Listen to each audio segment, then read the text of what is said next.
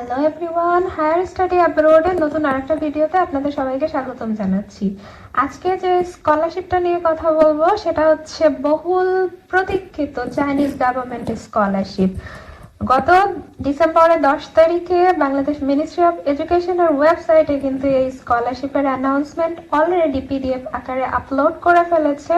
তার মানে স্কলারশিপের অ্যাপ্লিকেশন কিন্তু চলমান আছে এবং অ্যাপ্লিকেশন করা যাবে আগামী 31শে ডিসেম্বর পর্যন্ত। তো হাতে কিন্তু খুব বেশি সময় নেই। যারা যারা স্কলারশিপে অ্যাপ্লিকেশন করার জন্য ইন্টারেস্টেড তারা আর কালক্ষেপণ না করে অতি দ্রুত অ্যাপ্লিকেশনটা প্রসেসরটা শুরু করে ফেলেন।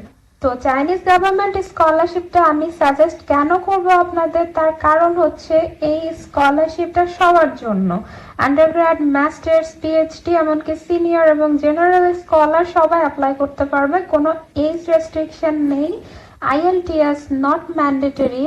তো এত এত বেনিফিট যেখানে আছে, তো সেখানে ফুললি ফাইন্যান্সড একটা স্কলারশিপে কেন অ্যাপ্লাই করবেন না? তার উপরে আবার অ্যাপ্লিকেশন ফিজও নেই। আর গত বছরের থেকে এই বছরের অ্যাপ্লিকেশন প্রসেসটাও অনেকটাই শিথিল করা হয়েছে, সহজ করা হয়েছে। আগে যে সমস্ত গভর্নমেন্ট স্কলারশিপের ব্যাপারে আমি আপনাদের সাথে কথা বলেছি তার কম বেশি সবই দেখা যায় যে দুইটা ধাপে অ্যাপ্লিকেশন করতে হয়, একটা অনলাইন অ্যাপ্লিকেশন এবং আরেকটা হচ্ছে মিনিস্ট্রি অফ এডুকেশনের বৃত্তি শাখায় গিয়ে জমা দিয়ে আসতে হয় হার্ড কপি। কিন্তু এবারে চাইনিজ গভর্নমেন্ট স্কলারশিপের যে অ্যাপ্লিকেশনটা আছে সেটা অনেকটাই চেঞ্জ হয়েছে। তো যাই হোক, আমি এই অ্যাপ্লিকেশনের রিকোয়ারমেন্ট, কিভাবে কি অ্যাপ্লাই করবেন না করবেন, কি কি বেনিফিট পাবেন, সবকিছুই স্টেপ বাই স্টেপ আপনাদের সাথে আলোচনা করব। প্রথমে আমি বাংলাদেশ মিনিস্ট্রি অফ এডুকেশনের অফিসিয়াল ওয়েবসাইটে প্রকাশিত যে পিডিএফ ফাইলটা আছে আমি ডাউনলোড করে রেখেছি, সেইটা ওপেন করে আপনাদের সাথে ওয়ান বাই ওয়ান আমি আলোচনা করার চেষ্টা করছি। তো এইটা হচ্ছে বাংলাদেশ মিনিস্ট্রি অফ এডুকেশনের অফিসিয়াল ওয়েবসাইটে প্রকাশিত বৃত্তির অ্যানাউন্সমেন্ট। তো দেখতেই পাচ্ছেন আমি আপনাদের সুবিধার্থে হাইলাইট করে রেখেছি ইম্পর্টেন্ট পয়েন্টগুলো। তো এই স্কলারশিপে undergraduate, masters, PhD, general এবং সিনিয়র স্কলার সবাই অ্যাপ্লাই করতে পারবে। এখানে অ্যাপ্লিকেশন করার জন্য একটা ওয়েবসাইট দেওয়া আছে, এটা আমি আবেদন কিভাবে করবেন সেই সেকশনে আলাপ করব আপনাদের সাথে। এবং আবেদনের সর্বশেষ তারিখ যেটা আছে সেটা হচ্ছে 31শে ডিসেম্বর 2024, যেটা আমি একটু আগে বললাম। তো নেক্সট হচ্ছে স্কলারশিপের আওতায় আপনারা বেনিফিট কি কি পাবেন। আগেই কিছু বেনিফিট আমি বলেছি যে এই স্কলারশিপে এজ লিমিটেশনটা বেশ একটা গ্যাপ দিয়ে আছে, সে কারণে ইয়ার গ্যাপটা এখানে কোনো ম্যাটার করবে না। দ্বিতীয়ত আইএলটিএস নট ম্যান্ডেটরি, আইএলটিএস ছাড়াও আপনারা অ্যাপ্লাই করতে পারবেন। কোনো সিজিপিএ, মিনিমাম সিজিপিএ রিকোয়ারমেন্ট নেই। অ্যাপ্লিকেশন করতে আপনাকে কোনো অ্যাপ্লিকেশন ফিস প্রদান করতে হচ্ছে না। তো এইগুলা হচ্ছে পজিটিভ দিক। আর এর বাইরে স্কলারশিপটা বললাম যে ফুললি ফাইন্যান্সড একটা স্কলারশিপ। সো এই স্কলারশিপের আন্ডারে আপনারা যদি অ্যাওয়ার্ডই থাকেন সেক্ষেত্রে আপনাকে কোনো টিউশন ফিস দিতে হবে না। অ্যাকোমোডেশনের ব্যবস্থা ইউনিভার্সিটি থেকে প্রোভাইড করা হবে। এর বাইরে মান্থলি একটা স্টাইপেন্ড পাবেন, যেটা অনার্সের স্টুডেন্টদের ক্ষেত্রে বাংলাদেশি টাকায় মোটামুটি 41,000-এর একটু বেশি। মাস্টার স্টুডেন্টদের ক্ষেত্রে এইটা অলমোস্ট 50,000-এর মতো এবং পিএইচডি স্টুডেন্টদের জন্য 57,000 বাংলাদেশি টাকা। তো চাইনাতে বসবাসের জন্য এই অ্যামাউন্টটা মোর দ্যান এনাফ। আপনারা নিজেদের খরচ চালানোর পরে এখান থেকে কিছু সেভিংসও করতে পারবেন। আর এর বাইরে আপনাকে মেডিকেল ইন্স্যুরেন্সটাও প্রোভাইড করা হবে, যেটা যারা আমরা হায়ার স্টাডির জন্য দেশের বাইরে আছি বা ওয়ার্ক ভিসাতে আছি তাদের জন্য খুবই ইম্পর্টেন্ট একটা জিনিস এবং বেশ এক্সপেন্সিভ। তো এই মেডিকেল ইন্স্যুরেন্সটাও কিন্তু এই স্কলারশিপের থেকে কাভার করা হবে।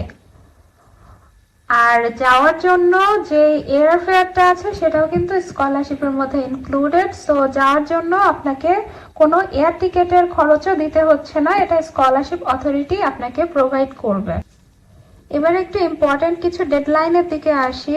প্রথমত স্কলারশিপের অ্যাপ্লিকেশন চলমান এবং আগেই বললাম এর ডেডলাইন হচ্ছে 31শে ডিসেম্বর এবং অ্যাপ্লিকেশন সাবমিশনের পরে বাংলাদেশ মিনিস্ট্রি অফ এডুকেশন থেকে একটা শর্ট লিস্টেড ক্যান্ডিডেটদের লিস্ট দেওয়া হবে, যেটা দেওয়া হবে হচ্ছে জানুয়ারির 31 তারিখে, আগামী বছর মানে 31শে জানুয়ারি 2025-এ শর্ট লিস্টটা প্রদান করা হবে এবং তারপর শর্টলিস্টেড ক্যান্ডিডেটদের ইন্টারভিউ শুরু হবে হচ্ছে মিডল অফ ফেব্রুয়ারি থেকে।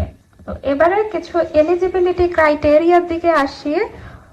তো আগেই কিছু এলিজিবিলিটি ক্রাইটেরিয়ার ক্ষেত্রে বলেছি যে তেমন কোনো রিকোয়ারমেন্ট নেই, মিনিমাম সিজিপিএ বা আইএলটিএস এগুলো নট ম্যান্ডেটরি, এবং এইজ গ্যাপও কোনো রেস্ট্রিকশন নেই, তবে এবং ইয়ার গ্যাপেও কোনো রেস্ট্রিকশন নেই, তবে এইজ একটা লিমিটেশন আছে। তো আপনি যদি ব্যাচেলরে অ্যাপ্লাই করতে চান সেক্ষেত্রে আপনার বয়স 25 বছরের নিচে হতে হবে। যদি মাস্টার্সে আবেদন করতে চান সেক্ষেত্রে 35 বছরের নিচে, এবং যদি পিএইচডিতে অ্যাপ্লিকেশন করতে চান সেক্ষেত্রে 40 বছরের নিচে বয়স হতে হবে। আর যদি জেনারেল স্কলার প্রোগ্রামে করতে চান সেক্ষেত্রে 45 বছরের নিচে, এবং সিনিয়র স্কলার প্রোগ্রামের জন্য 50 বছরের নিচে বয়স হলেই হবে। তো এই হচ্ছে এজ রেস্ট্রিকশন।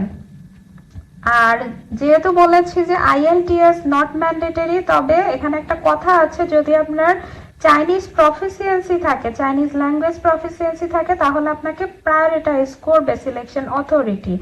আর চাইনিজ প্রফিসিয়েন্সির ক্ষেত্রে এখানে কিছু লেভেল মেনশন করা আছে। সেটা হচ্ছে আপনি যদি ইংলিশ টট প্রোগ্রামে অ্যাপ্লিকেশন করতে চান সেই ক্ষেত্রে আন্ডার গ্রাজুয়েট এবং সিনিয়র স্কলার প্রোগ্রামের জন্য এইচএসকে লেভেল 3 থাকতে হবে। আর মাস্টার্স এবং ডক্টরাল প্রোগ্রামের জন্য এইচএসকে লেভেল 4 থাকতে হবে। তো এই হচ্ছে ওভারঅল এলিজিবিলিটি ক্রাইটেরিয়া। এর বাইরে একটা কথা বলা আছে যে আপনাকে যে ইউনিভার্সিটিতে অ্যাপ্লাই করছেন সেই ইউনিভার্সিটির অ্যাডমিশন রিকোয়ারমেন্টকে ফিল আপ করতে হবে। তো সেটা আপনি ইউনিভার্সিটি ওয়েবসাইটে আপনি যে সাবজেক্টে অ্যাপ্লাই করবেন সেখান থেকে তাদের মিনিমাম রিকোয়ারমেন্ট কি কি আছে এগুলো চেক করে নেবেন। তো এইবার নেক্সট কি কি ডকুমেন্টস লাগবে সেই সেকশনটাতে আপনাদের নিয়ে যাচ্ছি।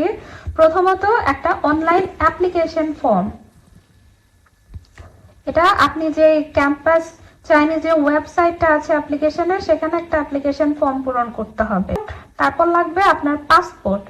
তবে পাসপোর্টের ভ্যালিডিটিটা আগামী 2026 সালের মার্চের 1 তারিখের পরে পর্যন্ত থাকতে হবে, এই জিনিসটা মাথায় রাখবেন।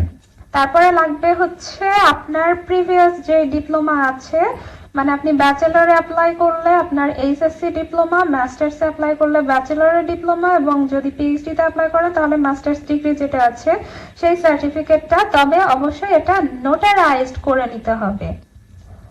দেন লাগবে হচ্ছে আপনার একাডেমিক ট্রান্সক্রিপ্ট, ল্যাঙ্গুয়েজ কোয়ালিফিকেশন, যদি কোনো ল্যাঙ্গুয়েজ প্রফিসিয়েন্সি স্কোর থেকে থাকে চাইনিজ অথবা ইংলিশ সেই ক্ষেত্রে সেটা দিয়ে দিবেন। এর বাইরে লাগবে হচ্ছে আপনার একটা স্টাডি প্ল্যান বা রিসার্চ প্রপোজাল। এর ক্ষেত্রে একটা ওয়ার্ড লিমিট দেওয়া আছে, আপনি কোন প্রোগ্রামে অ্যাপ্লাই করবেন সেটার একটা ওয়ার্ড লিমিট আছে। যেমন আন্ডার গ্রাজুয়েটের জন্য 200 ওয়ার্ডের মধ্যে, এবং নন ডিগ্রি স্টুডেন্টদের জন্য 500, পোস্ট গ্রাজুয়েটদের জন্য 800 ওয়ার্ডের এসওপি বা রিসার্চ প্রপোজাল এটা হতে হবে।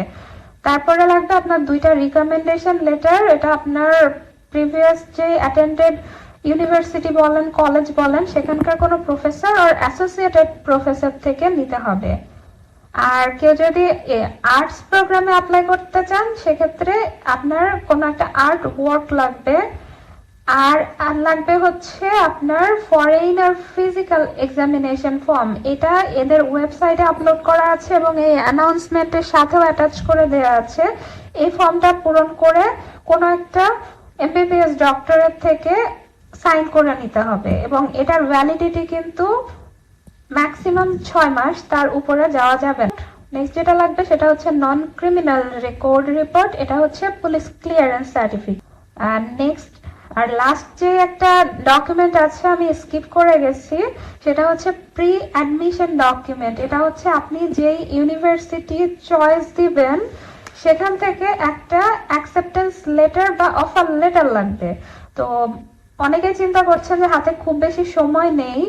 সময় না থাকলেও যেহেতু অনলাইনে আবেদন, আপনি কিন্তু চাইলেই যে সমস্ত ইউনিভার্সিটি চয়েস দিবেন সেই সমস্ত ইউনিভার্সিটিতে একদিনেই একটা অনলাইন অ্যাপ্লিকেশন সাবমিট করতে পারেন। এবং যেহেতু হাতে সময় নেই, ইউনিভার্সিটি অথরিটি কিন্তু খুব তাড়াতাড়ি আপনাদেরকে অ্যাকসেপ্টেন্স লেটারটা ইস্যু করে দিবে। সো এটা নট ইম্পসিবল, আপনারা ট্রাই করে দেখতে পারেন। তো অনেকের প্রশ্ন থাকে যে টোটাল সিট ক্যাপাসিটি কত এই স্কলারশিপে, মানে কতজনকে স্কলারশিপটা দেয়া হবে। তো এই যে দেখেন এখানে কিন্তু স্পষ্ট বলে দিয়েছে যে টোটাল নাম্বার অফ স্টুডেন্টস হচ্ছে 76 ফুল স্কলারশিপ, মানে মোট 76 জনকে স্কলারশিপ দেওয়া হবে। তবে আন্ডারগ্র্যাড, মাস্টার্স, পিএইচডি বা সিনিয়র স্কলার কোনটাতে কতজন এই ধরনের কোনো ক্যাটেগরাইজ করা নেই। ওভারঅল এটা হচ্ছে 76 জনকে স্কলারশিপটা দেওয়া হবে আগামী বছরের জন্য।